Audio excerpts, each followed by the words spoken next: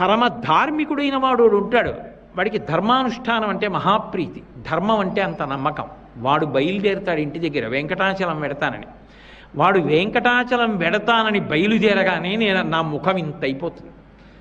ఇప్పటికీ వెంకటాచలంలో పెద్దలు చెప్తూ ఉంటారు, ఒక్కొక్కసారి స్వామివారి ముఖం కళలాడిపోతుంది, అంత ఆనందపడిపోతారని. వాళ్ళు అనుకుంటారట ఎవరో ధార్మికుడు బయలుదేరాడని. నాకు పేర్లు చెప్పడం ఇష్టం లేక చెప్పట్లేదు, అక్కడ ఉన్న అధికారులే చెప్తూ ఉంటారు. ఆయన ఎవరో వస్తాడు, ఆయన ఎవరో ఎవరికీ తెలియదు. ఆయన వస్తాడు, స్వామిని చూస్తాడు, స్వామి పొంగిపోతాడు ఆయన్ని చూసి, ఆయన వెళ్ళిపోతాడు. ఈయన చిన్నపుచ్చుకుంటాడు, అయ్యో వెళ్ళిపోయాడే, మళ్ళీ ఎప్పుడు వస్తాడో అనుకుంటాట.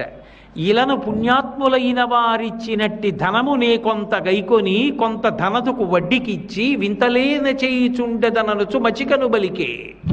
ఆ ధర్మాత్ముడైన వాడు హుండీ దగ్గరికి వస్తాడు, వాడేం